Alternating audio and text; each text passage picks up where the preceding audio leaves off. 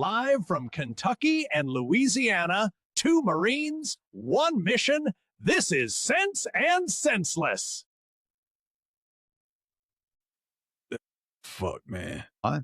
I don't know. Anyway, we're gonna move off Epstein because I got some other shit I want to piss you off with. All right, sweet. All right, keep it coming. I don't remember what I seen, but it made me look into what it costs for end of life. End of life meaning whenever you basically can't get around anymore, and they just sticking you in a nursing home, and you just sitting there shitting on yourself, rotting to death. I believe that's a scam. I just do. I find it inhumane that we have to watch our loved ones basically starve to death, and we give grace to animals, and so they'll no longer suffer. It don't make no damn sense to me at all. And the only reason in my mind that assisted suicide's against the law was because the medical industry wants to bleed every fucking penny out of you. That's what I really believe. And whether it's the morality side of, assisted suicide or whatnot, I'm not taking that into account right now, only because the law has nothing to do with your spiritual believing. Right. So if it wasn't against the law and you chose whether you would do it because of spiritual things, I can get it. But why is it against the law? Well, anyway, I started looking into this, and so what did I find? Well, my findings were that there are some hospice providers and nursing homes that have been investigated for billing fraud, but I couldn't find any real evidence that end of life was a lucrative business, which I still kind of doubt that because you can't find all the numbers. But based off of everything I looked at, it wasn't a lucrative business. There is some, fraud in it. But what I did find, the cost of Medicare and the fraud in that is just unbelievable. So that's what I wanted to talk to you about. I'm just telling you how I got there. So the cost of Medicare pays most hospice costs, and it's about 70 to 80% of all hospice spending comes from Medicare. And estimates suggest that spending in the final year of life accounts for about 13 to 25% of Medicare costs. And the total U.S. healthcare spending, all right, is $5 trillion annually. That's total healthcare. $5 trillion that we spend as Americans in healthcare. And the government programs pay a large chunk of that. And the health spending of the U.S. economy is 18%. Okay. Now, with the U.S. population spending over $5 trillion in healthcare each year, I had to know how much of this shit was covered by the taxpayer. So to get there, let's first understand the U.S. budget. So for the fiscal year 2024, federal spending was roughly $6.8 trillion. So that's what almost 7 fucking football fields of double stacked pallets of $100 bills, right? And the mandatory spending is 60% of the budget. All right, that's mandatory spending. So that's $4.1 trillion. And these programs that are required by law to operate automatically unless Congress changes them under the mandatory spending is Social Security, which is at 22%, Medicare 14%, Medicaid 10%, and then you have the other mandatory programs like your SNAP and unemployment. That's the remainder. But combined, Social Security, Medicare, Medicaid are the biggest part of the federal budget. Then there's the discretionary spending, which is your defense spending, and you got non-defense domestic programs such as education, transportation. All right. So even though we often think of defense as the biggest federal cost, it's only about half of the discretionary spending, and less than many imagine compared with mandatory programs. And then there's the net interest on the national debt, which is around 13%, or $881 billion that we just paying on interest every fucking year. Okay. So this is what the government must pay in interest on the money already borrowed, and it is growing every day. I'm going somewhere, so bear with me while I nerd out on this shit. All right. Example of how your tax dollars spent. So based on the same data, every dollar of federal taxes roughly buys 22 cents in the Social Security, 14 cents in the Medicare, 10 cents in the Medicaid, 13 cents in defense, and 11 cents goes on the interest of the debt. Okay. And then you got another 30 cents that helps education, transportations, veterans, and all this other stuff.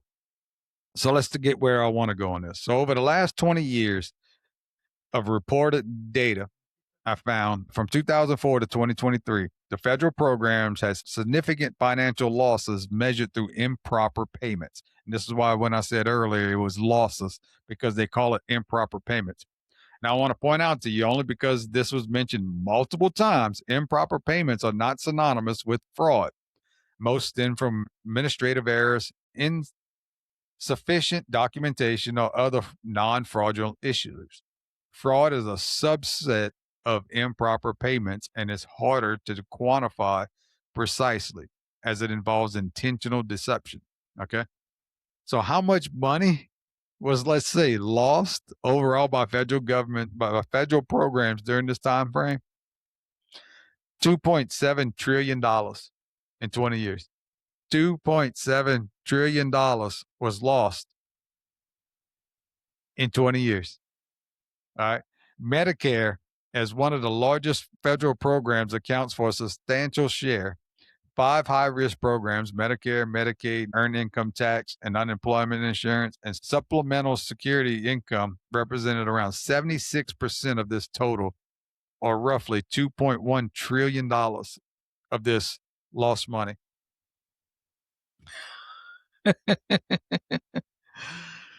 So let's use fiscal year 2023 to take a closer look at these improper payments.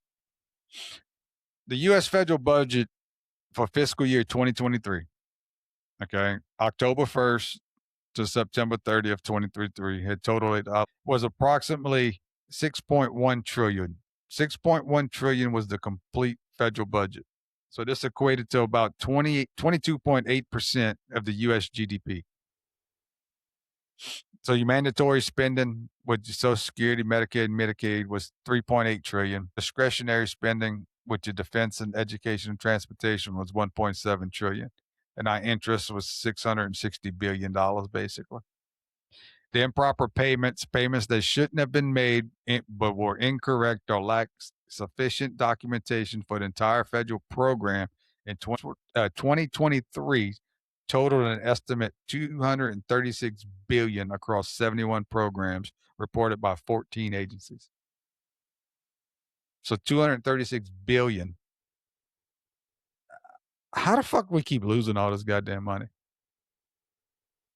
And there's no official government estimate that isolates the fraud alone in fiscal year 2023 at the federal level. Why you keep using the word losing, Brian? Because nobody lost nothing. No, I'm using that because they can't quantify the fraud. And that's why I keep mentioning the loss, because they can't quantify the fraud. It's going in people's pockets. That's the problem. So the total improper payments was $236 billion. The total federal spending was approximately $6.1 trillion.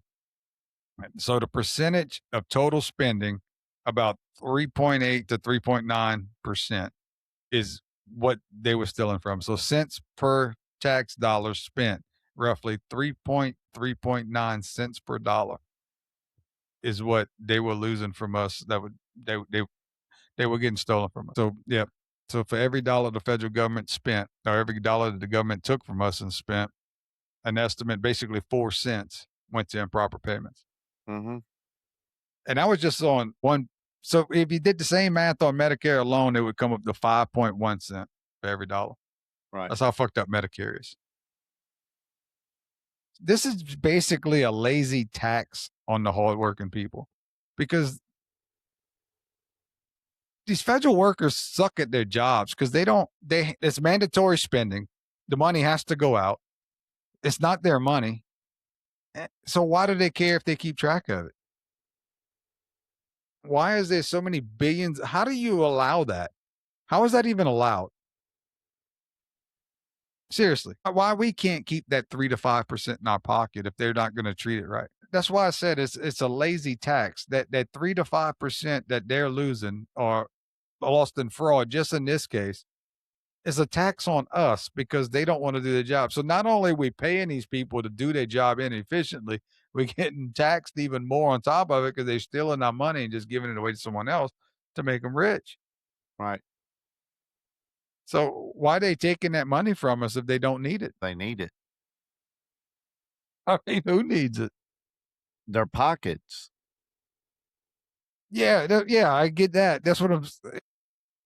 And their friends' pockets. And I can't. I can't fathom how it's how like much a fraud there cartel. has to be out there, because just looking, I didn't know this until the other day. That's a lot of fucking money Yeah, that's it being is. stolen from us. I know. What are you going to do about it, Brian? You're going to keep paying it. That's the whole point. What are you going to do? What are you going to do? It's nothing. It's a kick in the balls, man. It is. Told you, man, just take your ass to work and do your job, Brian. Stop looking at stuff. Why are you looking at that? That's what they're doing. That's what they're going to ask. Why do you care, Mr. Mayon? What's the matter with you? Just go to work and keep doing what you were doing. Yeah. Why are you stirring up stuff? Why are you looking over here? Stop looking. Yeah, stop looking here. Why are you looking up? You ain't got enough work to do? Maybe you need it a little harder then. Yeah, Maybe your life's too good. let me bend your back over so you're looking at the ground and stop looking up at what's going on around you. Yeah, but wait, there's more. Yeah, Mayon's got too much time on his hands. Somebody handle that. Somebody hook him up. They're estimating across all government services that around $1 trillion yearly goes to fraud. $1 trillion. Theft. Yeah, to theft or improper payments. Mm-hmm. So if they taking $6 to $7 trillion from us, why they can't just go down on our taxes and make this shit right? Mm-hmm. They're never gonna go say they need less money, but they're gonna waste or steal more money. And Josh Hawley just this past week, he had a hearing on the widespread fraud in the state and federal programs and dark money groups. And here's a part of that hearing. Where is this money going? I mean, we know where some of it's going in Minnesota. It went overseas. It went to Somalia. It went to NGO fronts. We know where it's gone in some other states. California gave away billions of dollars to a pro-Hamas NGO. But $1 trillion nationally. Where's this money going to? I appreciate that question because most people don't ask that question. It goes to terrorism. It goes to child trafficking. It goes to drugs. It goes to terrorism. And then it's used to purchase luxury items, cars, purses, homes. That's all funded by people like me that pay taxes. So you're telling me that the electrician who goes to work every day and clocks in and works his butt off and tries to earn just enough to be able to, make his rent, maybe have a kid or two, put food on the table, his tax money is being used to buy other people luxury items, cars, yachts, whatever else, and is going to fund terrorism and child trafficking? Yes, sir. $1 trillion a year on this stuff? $115 million an hour. $115 million an hour. How do they get in their hands on it?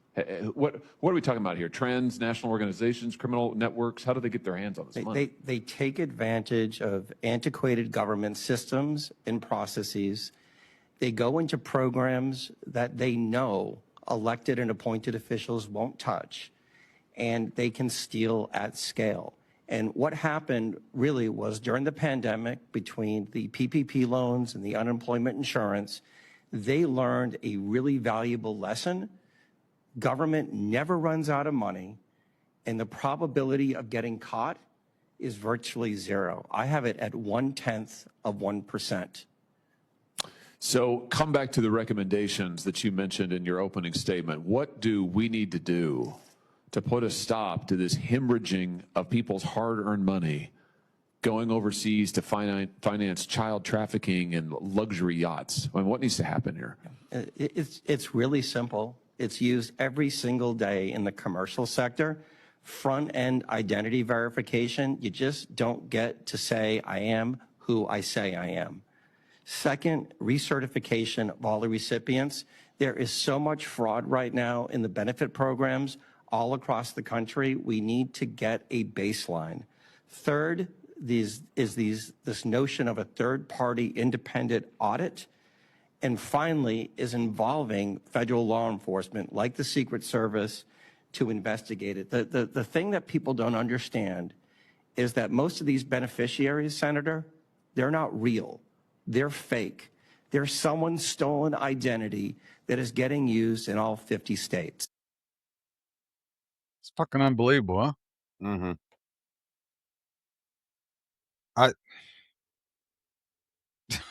What it was, $115 million an hour Yeah. or something like that. $151 million an hour. Yeah. That's mind blowing. Just gone. That's your money. Yeah. That's Yeah. your fucking money. Just Yep. gone. It's not just gone. It's child trafficking and drugs, and it's going to all the good stuff. Yeah. Epstein or But whoever. we're too worried about Bad Bunny or TPUSA halftime show.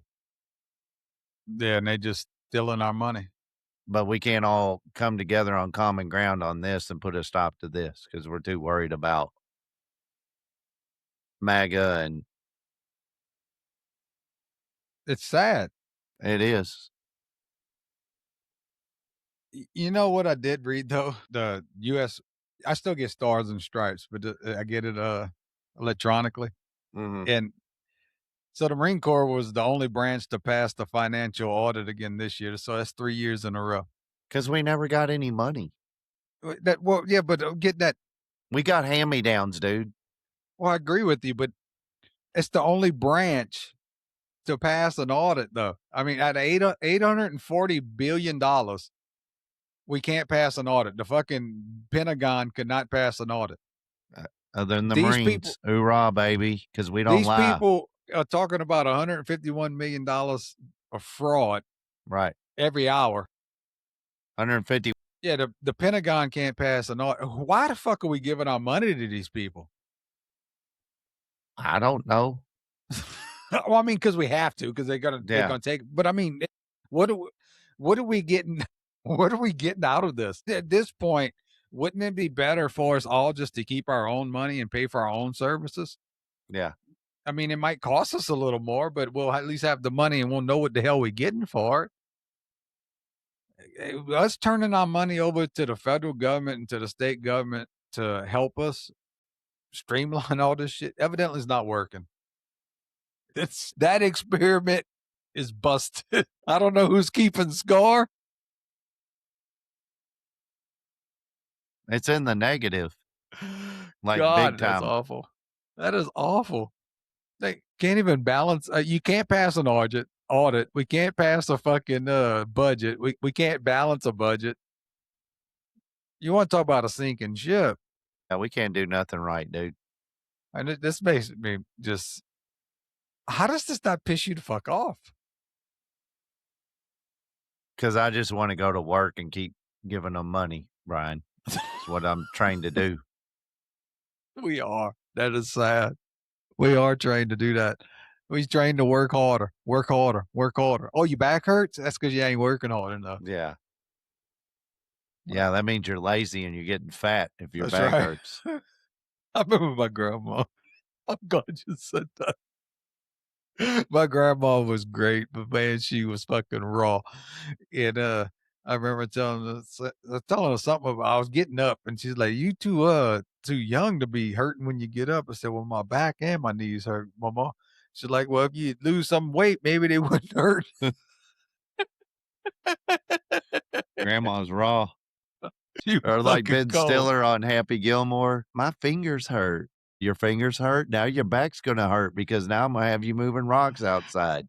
You just pulled garden duty. Duty. Yeah, my grandma was truthful, boy. If you lose some weight, maybe they. Grandma? My shit still hurts. I lost weight. It still hurt, but I tried. Yeah, your grandma she didn't know what she was saying, did she? Bless her heart. Yeah, she passed last year, but yeah, she was honest. She was OG, dude. Oh yeah, she was brutally honest. Yeah. Wonder who you got that from, bro. It's your grandma. Maybe that's why we got along so well. Yeah, man. We're definitely their slaves. There's no second guessing that. That they bent us over a barrel. They taking our money. They're stealing the money. It, this is just what they're seeing in fraud. Now, how much of this is actually going out and just overpayment on shit because they're just lining somebody else's pockets? So this is just the fraud that they see. This Yeah. is not all the other money that's being stolen from us. You know, for what you were saying before, it was like the $1 million fucking toilet, or it was something for The hammer. hammers. Yeah. Yeah. Toilet seats and hammers and all kinds of crap that they were. Well, we can't really tell you guys what it is because that's national security. Like, oh, okay. Sounds like my wife when she buys shit from Amazon. I can't really tell you what I was getting, honey. It's like, hey, how much did you spend on? I remember she took my daughter real quick to this. Good. My daughter and her friend had their birthday party at this place called Tabby's in the mall. Yeah, I know And what you're talking about. I used to go there. They'd No. have like a runway thing, like where they could put clothes on and did like a runway model thing or whatever. I didn't go. I was working. You didn't go. Yeah, I asked my wife. I said, I pushed my little tush on the "Yeah, no, catwalk." I didn't go to this thing to watch my daughter do this. Okay, It was my wife and my daughter's friend's mom took these girls there for like a joint birthday. So we were staying around at work. Me and the guys were talking, and she was telling the guys about that. And I said, by the way, how much did that cost? She goes, you don't want to know. And I just looked at her like, and the guys looked at me and looked at her and looked at me and looked at her. And I'm like, that was her. And she walked off. She didn't tell me how much it was. But I guarantee we didn't have the money for it, huh? Did she ever tell you? Did your daughter enjoy it? I don't want to hear that, Bryan. It don't matter now. You don't spend the No. money. She was the government. She bent you over a barrel. It didn't matter. Yeah, that's what I'm getting at. That's what the government does to us. What did you spend that money? You don't want to know. You don't want to know. You don't want to know. Yeah. No. I bought a thing of You're better off aspirins. not knowing. Yeah, a $2,000 fucking jar of aspirins. All that baby oil for P. Diddy. And this is so. Last week you brought up AT&T and the monopolies and all this stuff. So the Bell companies, the phone company, and how AT&T bought them out, and then they didn't care about monopolies and all anymore. And so they did, and then they didn't. Yeah. Wait, so I looked into that a little bit, and I got some information for you. So I wanted to bring that up. And first one is going to be Scott Bessent. So this is just who owns what is basically what he's going to tell us, and then we're going to go into monopolies. Top 10% of Americans own 88% of equities, 88% of the stock market. The next 40% owns 12% of the stock market. The bottom 50 has debt. They have credit card bills, they rent their homes, they have auto loans, and we've got to give them some relief. You ain't lying. Now I know where I'm at. I don't rent my home. I mean, I make a house payment. I don't rent. Well, I guess, yeah, well, they tell me I don't rent. But I'm renting to own, I guess. There you go. You're in a rent-to-own process. Yeah, with the bank. So, and this was going to explain why monopolies are so efficient. Why do these companies abuse us right now? It's the same reason your dog licks its balls, because they can, because we don't stop them. The reason we don't have market competition anymore is not because of the great forces of history. It's not because of the iron laws of economics. It's because neoliberal economists from the Chicago School said that monopolies were efficient and demanded that governments stop enforcing anti-monopoly law. And they said if you encounter a monopoly in the wild, if Google has a 90% search market share, that must be because they made the best search engine. And wouldn't it be perverse to use public resources to shut down a company that has been so great that we all have chosen to use their products. And so 40 years ago, they demanded a halt to the enforcement of competition law. And over 40 years, there's been a continuous drawdown of it. And now we have monopolies in every sector. It's not just tech, although the internet is 5 giant websites filled with screenshots of text from the other 4. It's professional wrestling. It's cheerleading. It's glass bottles and vitamin C. Wherever you look, there's 5 or fewer companies that are running it. And again, it's not a mystery where this came from. And the only way that you can make it a mystery is if you have the specific kind of brain injury that you can only get by doing an economics degree. And so you have these economists who said we should stop enforcing monopoly law, and who would then see these monopolies all around us, and who are like, well, how do you know it's our fault? Right? And it's like we used to not have a rat problem. We were putting down rat poison, and then these guys convinced us not to put down rat poison, and now rats are eating our faces off. And when we complain about it, they say, well, why are you looking at us? Maybe this is just the time of the rat. Maybe sunspots have made rats fecund in a way never seen in human history. And yes, it is true, the rats did buy the rat poison factories and shut them down. But mate, we are not putting down rat poison anymore. That is economically rational. This is a Pareto optimal choice.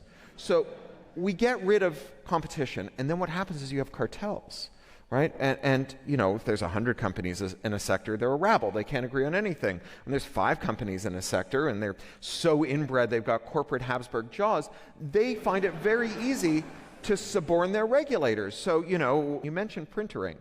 $10,000 a gallon, the most expensive fluid you can buy as a civilian.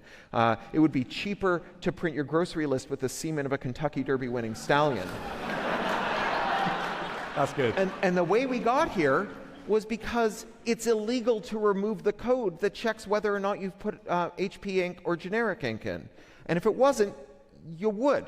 So why do these companies abuse us right now? It's the same reason your dog licks its balls, because they can. Because we don't stop them.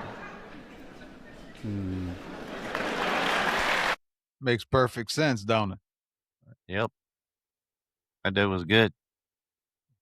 And you were just saying that last week, so I was like, I was trying to find something on it, and I found that like he explains that really well. And what I liked is he actually went back and explained when the monopoly thing, you know, came back in, because I didn't know until you were talking about it last week, and I'm like, you know, that is kind of strange. Yeah, at one time you couldn't have monopolies. You know, I think what it was, the railroads, and then after the railroads, they like Then Ma Bell telephone company had everybody.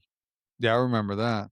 And then they busted them up into Pacific Bell, Bell South, Bell North, like all the different, but they still kept that Bell name. And like I said, when we left Pacific Bell and came home to Bell South, guess what? Oh, well, you got to bill with Pacific Bell. Well, you're not Pacific Bell, you're Bell South. So I'm trying to set up a thing with you. Well, no, you have to pay that bill. Listen, you're not supposed to be. Well, we're not, but we are. But what was the first monopolies that they decided they had to put laws on? Was it Bell? Yeah, the phone company. It was Ma Bell. Yes, okay, it was Bell, and then and then probably the railroad. So I guess Bell went back that quite a while. That'd be what, 8 years? I don't know how. I don't know. I'm just curious. Yeah. I didn't go that far into it. I was just thinking about the monopoly, so I figured I would throw that in there. 1877. 1877, that was the monopoly thing? The Bell Telephone Company was founded on July 9th, 1877. All right. Let me play this video real quick. We are the fucking slaves of the world. Something like 197 countries receive financial aid from the United States. That comes from you and all of you on the fucking stream right now, working your motherfucking asses off. Why are we the ones that have to subsidize the entire world while we are struggling to even survive? And we talk about, oh, slavery 500 years ago. No, motherfucker, that's us now. Pretty spot on, huh? you think about that. How many countries he just said that we sending all our shit to? They're stealing our money. First off, they're taking your money from you, and you can't do nothing about it. And then they're stealing your money, or laundering your money, or frauding your money. However you want, they're losing your money. And then they're taking whatever they can and just sending it overseas. At what point does this benefit you? It doesn't.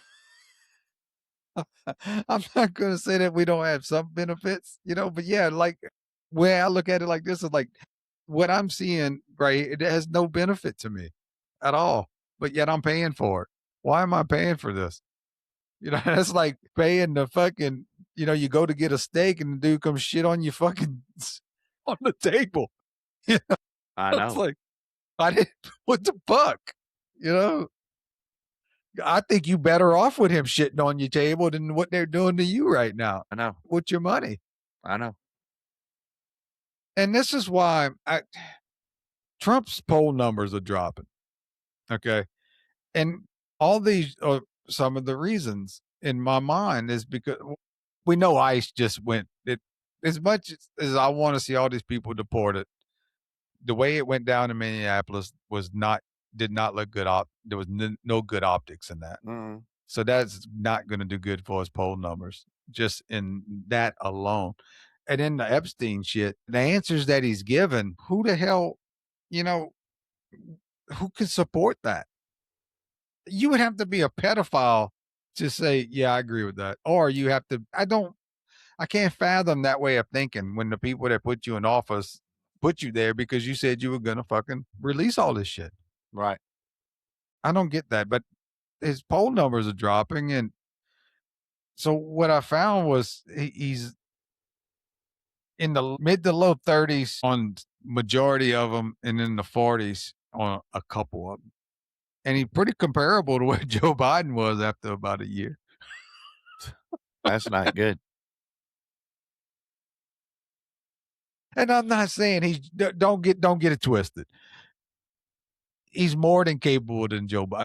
That's not even a compliment. That might have been a backhanded compliment. He's doing immigration. He's doing great. He's standing up to a lot of these dumb things that we have to pay overseas. And what is that shit? The UN and all that dumb shit. Yeah. He's standing up to all that. He's saving. Good job. I'm not arguing that he's not doing some good things. But again, I hold him at a different standard. And I think everybody holds him at a different standard because he was going in there to take down the swamp. That's what he was going in there to do. And yes, I agree that, he's only been in there for 13 months and there's a lot of other things he can do. He's going there to take down the swamp. And he hasn't taken down the swamp. If anything, this is something I read this morning and I forgot I wanted to tell you about this. If anything, why we don't have more information on who the fuck shot him in the ear. I was reading this morning and I don't exactly remember what group put this together to where they actually had to sue to get this information. So they put in a FOIA, a request for information, right? And they didn't get the information that they thought they needed for the communications that happened during that, whatever it was in Pennsylvania. Okay. So the radio communications, they didn't get that. So they had to sue them for it. And they get the radio communications. And there's multiple radio communications about this guy, with his rangefinder, and then another shooter or another sniper or something sees him on the rooftop and calls it out before he even shoots.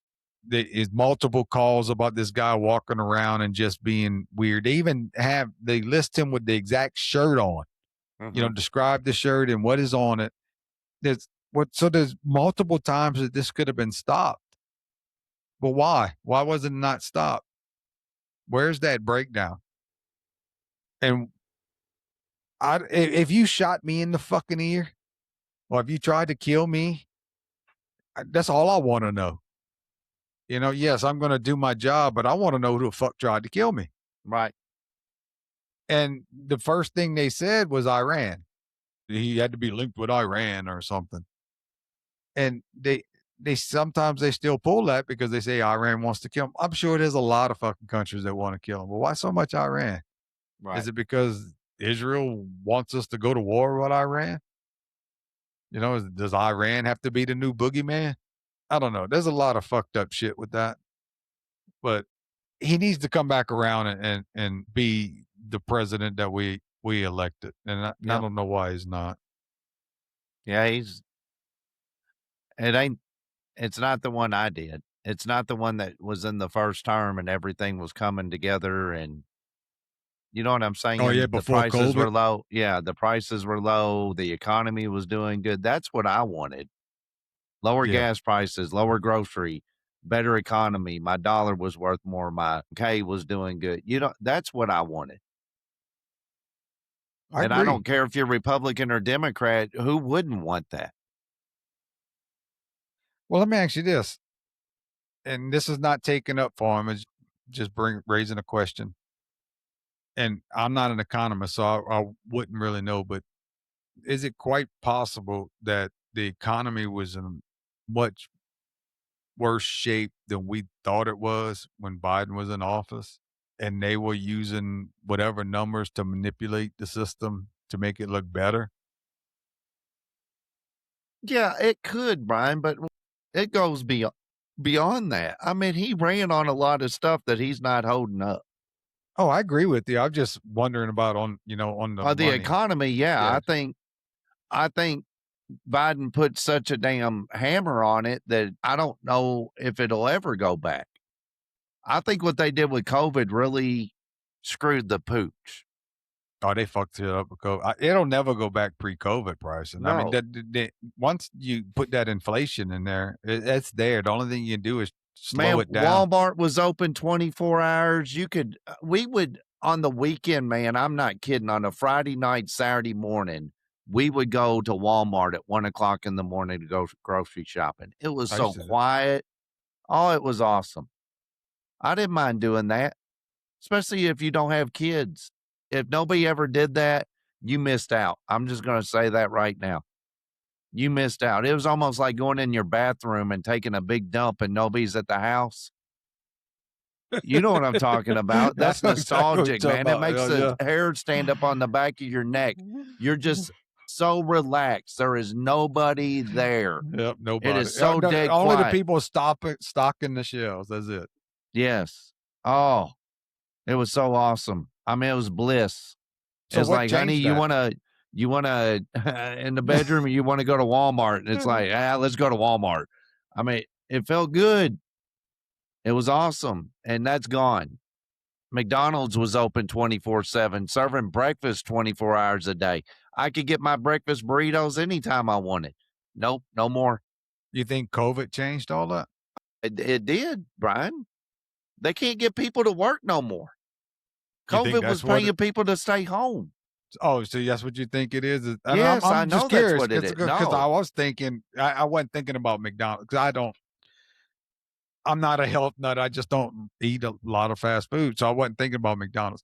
But as far as like our Walgreens isn't open 24 hours and our Walmart isn't open 24 hours anymore, and I was thinking more because of theft. No, it wasn't But I wasn't theft. thinking about not being able to get people. But that could They be didn't have enough employees to do it. okay. Yeah, I figured it was theft. No. Yeah, I remember having problems getting employees, and I'm sure they still have an issue now. But A lot of good restaurants went out of business because of that, right? They couldn't stay open. I mean, it killed a lot of small businesses. because of well, that's what they wanted it to kill. Yeah. The big companies did. Oh yeah, well, big companies made out well during COVID. They were the Well, only yeah. ones open. They had the money to do that. It was unreal. And I'm glad they were still open because I still had a lot of shit to do in my house, so I still had to go get like from Lowe's and stuff. Yeah. You know, when they were saying 14 days to slow the spread, I was like, good, I got all kind of shit to do. We didn't. We were an essential company, so we had government paperwork. Oh in no, our- we never shut down. Yeah. We never shut down. We constantly worked, but whenever they said we were gonna do 14 days of shut, I wanted that.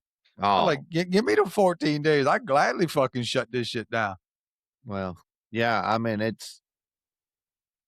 No, I understand. I remember when my daughter come home and told me, hey, her best friend had it, and I was around her all weekend. So I called my boss, who was the director.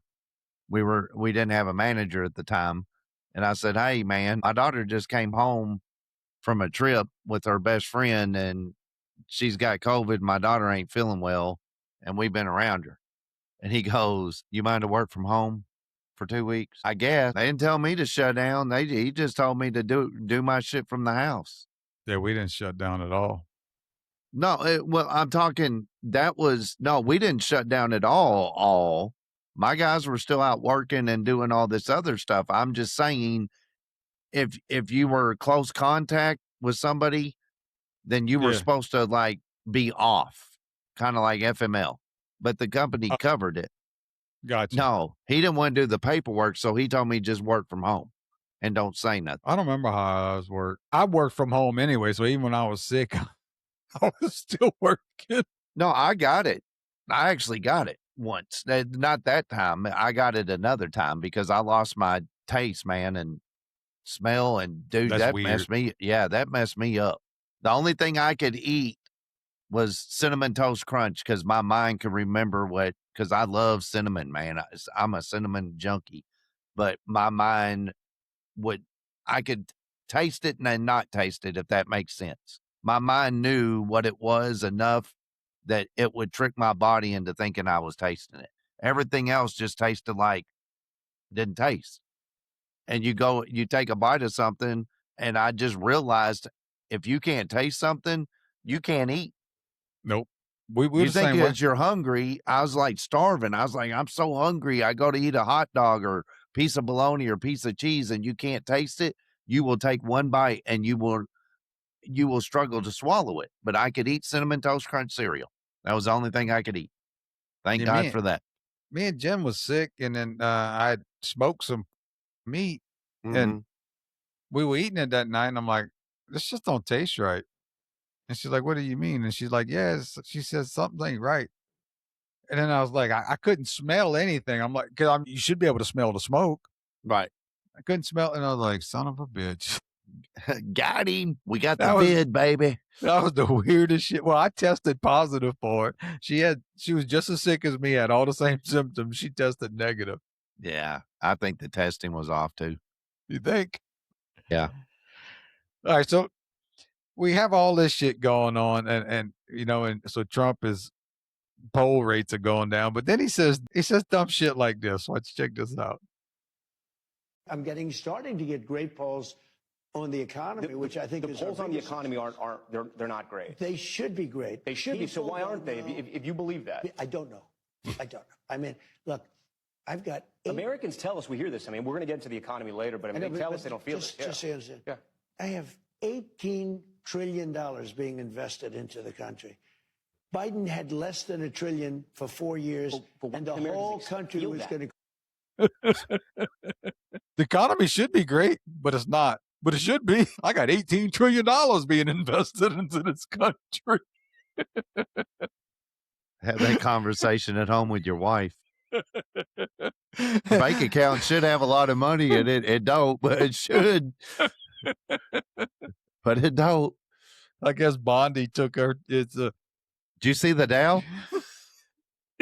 Did you see the Dow? Did you not see the Dow? See the Dow? It has never been at 50,000. Never. Nope. So he raped 20 kids. But he got the Dow at 50. Them kids would be like, it was worth it. It was worth me going through that to get the Dow where it's at.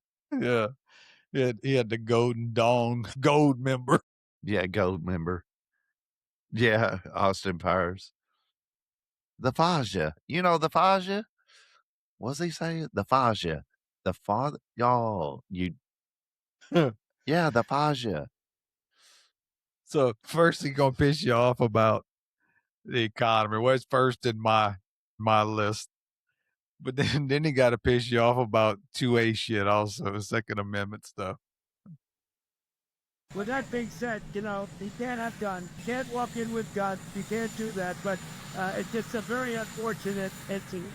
People have to protect themselves. I'm a Second Amendment person. very simply. People have to be able to protect themselves. It's like, can't have guns. You got to be able to protect yourself. But you can't have guns. You can't have guns. And then he gets this one with Opan Bondi again. We are going to bring in something called the Gun Violence Restraining Order. So if someone is civilly committed, typically you can hold them for up to 72 hours, but people are getting out within 24 hours, the majority of them.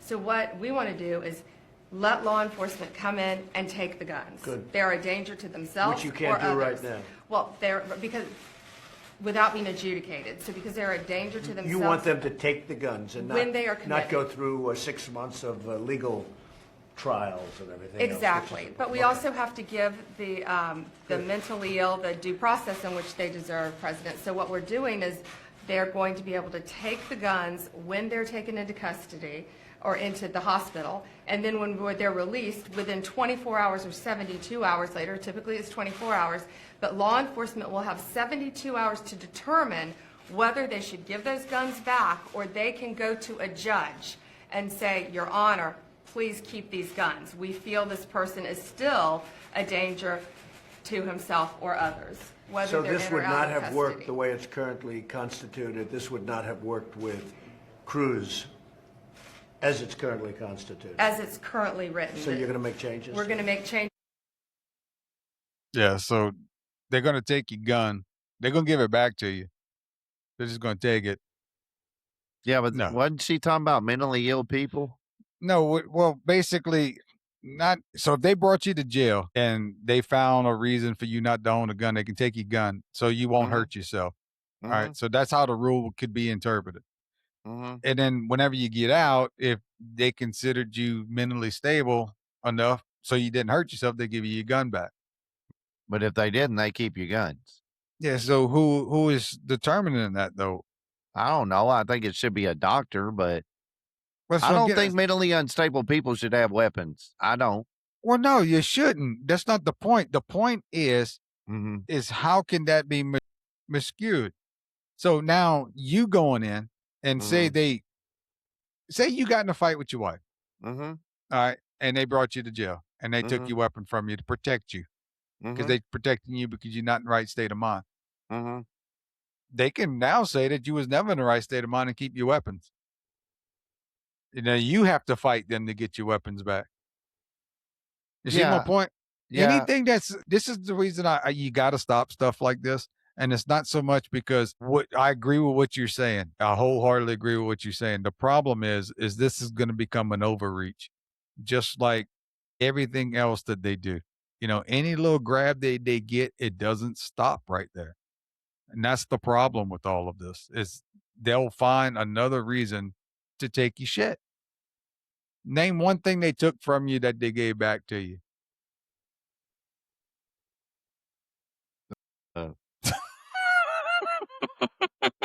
I mean, they take my money and they don't give it back, but I don't know. I mean, just look at after 9/11. All this, you still got to take your damn. Well, y'all maybe not have to take your shoes off anymore at the airport, but look all the shit you got to go through at the airport. I mean, why? Why do you have to go through that all the time? Is it that about safety? Did we have that many bombs to where we had that many problems?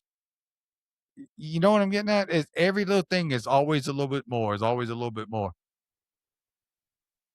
And, you know, they even started spying on us more after 9/11 because they can use it, you know, they're looking for terrorists and it could be, you know, this one might have been talking to that one, so we got to listen to everything. Yeah, but there's also a thing, too, where 9/11 was 9/11, but. Oh, I agree with what you're saying, but what I'm telling you is actually happening. I mean, I know that. Yeah, because, Ryan, they got to play the narrative. They got to play along with the story. And they're trying to look like they're trying to protect us. That's what they're trying to make it look like. And they're just taking more of our freedoms from us. I know. But no, I agree with you. I agree with the fact that people that are, you know, mentally unstable shouldn't have any weapons, yet alone a gun.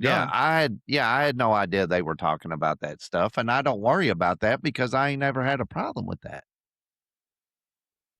With what? Going to jail?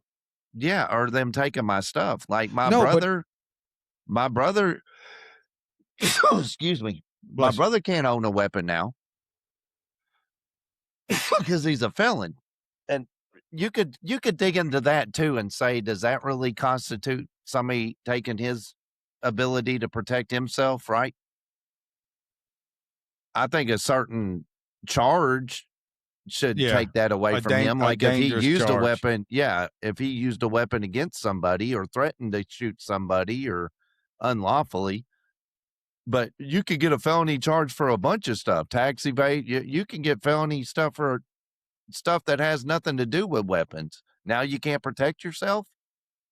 You see what I'm saying? I mean, we can dig that one up too. Well, I agree with what you're saying on that. But yeah, did you hear red flag law?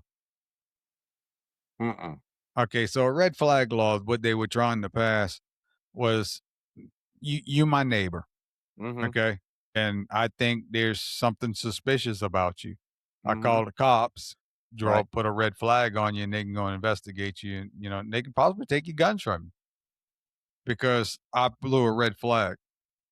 That's what they proposed. I mean, just a few years ago. This is pretty damn close to it. And that's why I put the video in there, because what's going to end up happening, how is he going to win the same 2A people that he had before when they're saying shit like this? Yeah, that's what I'm getting at. I guess I didn't fully know the context of that video. That's the problem. It was kind of, I'm not trying to bash, but it was like, we're not reading before or after. You know what I'm saying? I didn't know the before. I didn't know like the. I was just assuming that you was the 2A like me. No, I am. I mean, I'm talking about and understood all the bullshit that's behind it. No, I've got my AR and I've got a pistol and I got a shotgun and all that stuff, and I got plenty of ammo. I mean, I'm not like ramped up like some people are. I don't have a small arsenal, but I got enough to protect myself to a point. But I did not understand the context of the video. Well, that's what I'm getting at when I'm saying 2A. I'm talking about the 2A arguments, not owning a gun. The 2A arguments that they're seeing all the time. And this is one of the 2A arguments. Yeah. I mean, like, I didn't know that he was behind that stuff. And so when you put the video up, I was like, what, I'm not understanding what they're getting at there. Now, if they're talking about crazy people owning guns, I don't believe, but no, they are talking about crazy people, but who determines that they're crazy? Yeah, that's what I'm saying. I don't think that you should have to go to a psychiatrist before you go buy a weapon to get something signed off saying that you can go buy a gun, or no, sorry, I think you're a little looped up in the head. I mean, I don't know, but we both said we don't think crazy people should have weapons. No, we shouldn't. Okay, so who depicts that? Well, right now you do. Because whenever you go to fill out the form, you're required to determine if you're crazy. Now, if I'm crazy, Bryan, and I'm going to go buy a gun, I don't think I'm going to put down that I'm crazy. But that's how they determine. Now, it goes through a background check, and if it sees that you like checked it off and you was actually in an insane asylum, you're going to probably be denied. So there are checks and balances to that. Right. But I mean, right now it's you. But there's a lot of crazy people out there that are undiagnosed too, that haven't been to anything. I mean, to me, I don't know. I don't know if you could come up with a questionnaire that when you go buy a weapon that would depict that you're crazy by the way you answer shit. I don't know that, but no, I could. But they're not saying they're not saying when you purchase it though. What they're saying is they're going to take your gun whenever they bring you to jail. And when you're no longer a threat to yourself, they'll give you your gun, or a threat to someone else, they'll give you your gun back to you. So who determines that you're a threat to yourself? Or you're a threat? So how do you get your gun back? I don't know. If the judge doesn't like you, or if they just want to start getting rid of guns because there's a problem, who's to say that they just don't take your Second Amendment right? That's my problem with that. And that's what a lot of Second Amendment people will see, and that's a problem for Trump and his polls. That's the whole purpose of that. Yeah, I mean, he's teeter-tottering because they're also trying to play the game that guns need to be in the right hands. Well, who decides who the right hands are? The powerful people. He's trying to play both. He's trying to ride the fence is what he's doing, Brian. He's trying to get, just like Bad Bunny. The NFL doesn't give a shit about Bad Bunny. They care about Bad Bunny's fans. Yep. Trump don't give a shit about guns. He cares about votes. So if he can get some Democrats on board by riding the fence, but what he's not understanding is the 2A people are like, hold up now, hold up. This is where it starts. That's where it starts. But So, but people that aren't full 2A are going to be like, okay, we can get on board with that. At least he's starting something to try to make guns safer and keep them out of the right or wrong hands. Well, you can't ever do that. Not and have a Second Amendment right. No, you can't. You can't have both. No, or it would have been written in the Constitution when they were writing about that you can own a weapon unless you're crazy. I mean, and you, in order to figure that out, you have to do X, Y, Z. I mean, you can't do it. And crazy's different to everybody. Yeah. Crazy is in the eyes of the beholder. If you live with crazy, then crazy's not, you got to get, what level of crazy are we talking about? Because everybody's crazy. Yeah. Everybody is to a certain extent. But when you make comments that you're waiting for an apocalypse because you feel like that would be a God unleashing you to do what you want to do to people, that you shouldn't own weapons. You're Well, I had a dude I used to hang around that made that comment. He doesn't need a, yes. He's dying I'm for an glad you apocalypse. said used to hang around. He's not dead, huh? No, he's not dead. But that's the points I'm making is you got people out there that want to pull the trigger. I get it. I don't want to. I hope I never have to fire my weapon at somebody else. Deer, turkey to eat, I'm fine with that, but I don't want to take somebody else's life if I don't have to. Would hope most people would be that way, but unfortunately, it's No, not. you got some people out there and they got a lot of weapons that are waiting for that chance. They got a lot of evil fucking people out there. Yeah. All right. Well, let's talk briefly about why you can't trust the mainstream media. I don't know if you've seen this video, Catherine Hedrick. She was a CBS reporter. I don't know if she's still with CBS, but she was the reporter that was supposed to go out and release the Hunter Biden laptop story. And there's a video out explaining why she didn't do it. You remember the Hunter laptop? Oh yeah. Oh Okay. yeah. Well, listen The to this Russian shit. stuff. Yeah. Yeah. We eventually broadcast a story about the Hunter Biden laptop after the midterm elections in 2022. We commissioned a forensic review. I got a copy of the laptop data. I have it here still. I went to a lot of effort to get the cleanest copy of the laptop data, the same data that was provided to the FBI, because I didn't want to have any professional journalistic risk for CBS News. I wanted this thing to be totally locked down. When we did the story, we did it after the midterms. I argued against that because it was ready before the midterms. And my training is that you should always do the story when it's ready to go. You should not be dictated by the political cycle. Once we got the laptop story on the morning news, I felt that there was so much there that we could still do. For example, in the text messages, there's unfortunately the use of the N-word, the liberal use of the N-word. And I thought this was worthy of a story, but I was told that it was not something that interested CBS News. Then I asked for a forensic review of the laptop, and we found that there were more than half a dozen emails that were likely used by Joe Biden. I thought that was a story. But the answer that came back was, well, we need to know what the content is of the emails. But that was going to be a years-long process. So there was no way. So there were a lot of reasons I was told not to do it, not to pursue it. I spent a lot of my time at CBS following the Hunter Biden story. And one of the things that really struck me is this kind of disconnect. I didn't understand how a senior executive like George Chiefs could tell me that this was a high priority for the network and for his boss. And yet the executives at CBS News, show producers, anchors could refuse that. I came to the conclusion that they must have felt that they were more powerful than George Cheeks, which was astonishing to me. I'd never worked at a place where a directive from the top would be so defied. How fucked up was that? I mean, just another story of how we're manipulated. I mean, they manipulate. No, I just stop because, I mean, it's just story after story after story showing how everything is done for a reason.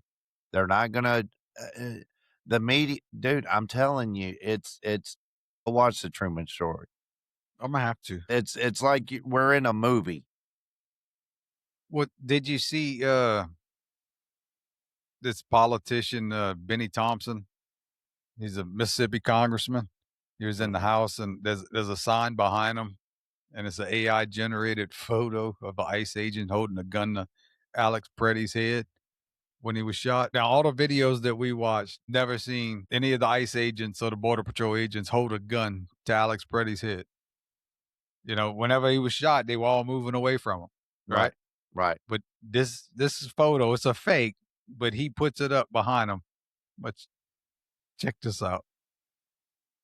He was face down on Minneapolis' sidewalk, killing him in broad daylight. In the video of the incident, a DHS agent can be seen cheering Mr. Preddy's death. Americans watched the video in horror. Yet once again, Secretary Noem gaslit the public, made up a demonstrably false story about Mr. Preddy and blamed the victim for his own death.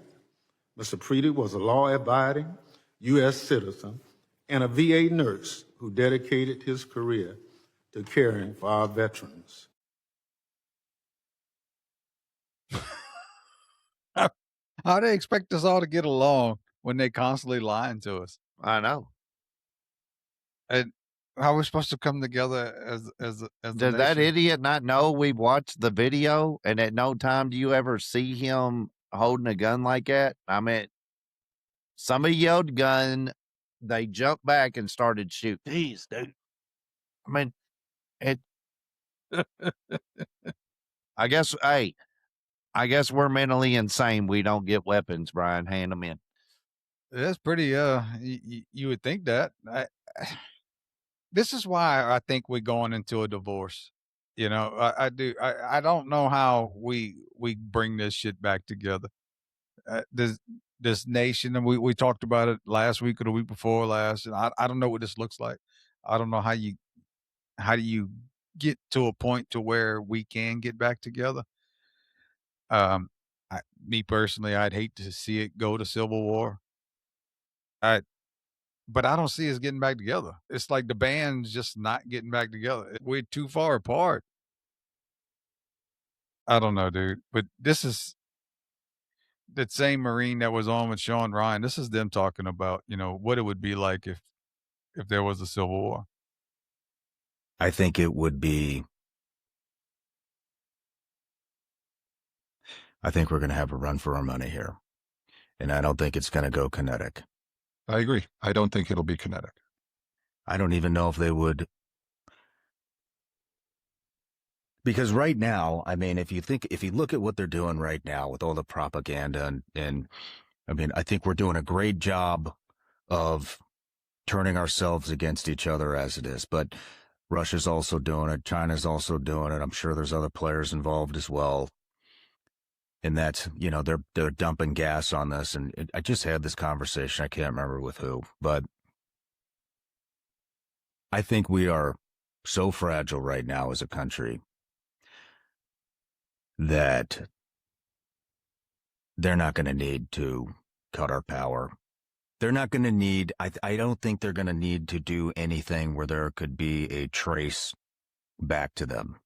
I think we'll do it to ourselves. I think we'll do it. I think they're helping us do it to ourselves, and they're dumping gas on on the fuel for us to do it to ourselves. But if they can do it, if they can cause a civil war, a regime change, same shit that just is going on in Iran right now. Yeah. If they can cause that to happen here, and we're pretty fucking close. We are close. And I mean, look at what's going on in Minnesota right fucking now. And probably in a lot of other cities. I think we are very close. We're on the brink. It could go into civil war. It could go into regime change. A lot of things could happen. Once it does happen, though, the amount of guns and weapons in this country,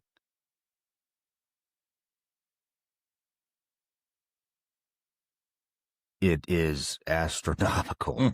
Astronomically more than anything that I've ever seen. And I've been in some nasty fucking places. Yeah. And so if they can get that to happen, this will become the most dangerous country in the world. Nobody's coming in here. There's no nation building. No. When the U.S. turns on itself. No. It is fucking pure carnage everywhere you look. And everybody here is armed to the teeth. And I think, quite honestly, if we're honest with ourselves, we are already one of the most dangerous countries in the world. Other countries, we warn U.S. citizens, don't go to Iran, right? Don't go to Venezuela. Don't go to wherever. Other countries are warning their citizens, don't go to the U.S. I mean, if you look at the number of civilians that are shot and killed every year, we're number one. What country has more of its citizens in prison than any other in the world? We're number one, right? I mean, if you step outside the U.S. and you start looking in, we're not a safe place. Remember I was telling you that story about those people in Egypt? Mm-hmm. Telling you, we're not as much as what we think we are at all the times. We think all these other countries are dangerous, and we got a little bit of a problem ourselves. Mm-hmm. I don't know where that ends up. I think a lot of people, kind of worried on that and where that ends up. I'm hoping that's not where we go. Mm-hmm. But I don't know how we right the ship. I mean, we just that fucking far apart. I don't know what you do. So, all right, well, wrap this up. So, I mean, if you're listening, it's time to wake up. I mean, wake up right now. This algorithm that's driving everyone, it isn't your friend. It's your puppet master. Mm-hmm. Yeah, when you're scrolling, it's not guiding you. It's herding you to the easiest and the laziest path. You're taking the path of least resistance, the path that keeps you comfortable, outraged, and stuck in the same echo chamber loop. You think you're exploring, but you're not. You're just following a script. Like every click, every just one more video hands over another piece of your mind. The algorithm knows exactly what keeps you hooked. Confirmation, drama, instant dopamine hits. It doesn't want you thinking critically. It wants you consuming. At every crossroads, there's a harder path staring you in the face. The one with diverse sources, challenging views, and real research. But the algorithm dangles the shiny, easy one right in front of you. And most people, they take it every single time. Stop being one of those people. Stop autopilot scrolling into a life of scripted opinions and scripture of the day outrage. If you let the feed choose your reality, you'll wake up years later knowing only what the machine has decided that he wants you to know. Demand better from the world and especially from yourself. Society is drowning in lazy critics, people slouched in chairs, fingers coated in Dorito dust, pointing out everyone's flaws while their own life rots. Got hypocrites, victims, and comfort addicts. Don't be that person. Hold yourself to a brutal standard you're so quick to demand from others. No more excuses. No more it's the system's fault. No more victim mentality and hiding behind life's unfair. You're not a victim. You're the architect of your life. Your life doesn't improve by wishing. It improves by deciding and doing. Embrace the grind. Welcome the setbacks, the pain, the nights you want to quit. That's the forge. Every hardship hammers you into someone tougher, sharper, and more unbreakable. And choose self-reliance. Build skills, verify facts, and seek truths across sources, not only the ones that make you feel good. Question everything. Act despite fear. Depend on yourself first. When you do, you unlock real freedom. The kind no algorithm, no government, no boss can take away. The freedom of a person who knows the limits they put on themselves are just illusions, and the potential is limitless. You can do the hard things. You can become unbreakable. You can build a life you actually want, but only if you stop following the easy path and start carving your own. So get up right now and shake off the damn Dorito dust and take control of your life. Never look back. Your future self is watching, and make them proud. What you got to say, Jason? No, I mean, the more you listen to something, the more you're going to start thinking that way. So, as they say, garbage in, garbage out. Yeah. So watch what you put in yourself. Food, noise, information, whatever. Watch what you're putting in yourself. And I mean, it's hard to find truth today. Yeah. It really is. Test everything. Test everything. Because they'll definitely put whatever they want in front of you. That dango, that new fucking carrot. Yeah. Let's cut the strings of the puppet master. Yeah. That's of the big one at that. Yeah. So it's been a long night, and I appreciate y'all staying with us. I'll probably cut this into 2, but I think we got a lot of information in there. It was good. All right. Well, like, share, follow, comment. I appreciate y'all listening. This is Sense and Senseless. I'm Bryan. I'm Jason. He's Jason. Peace. Peace.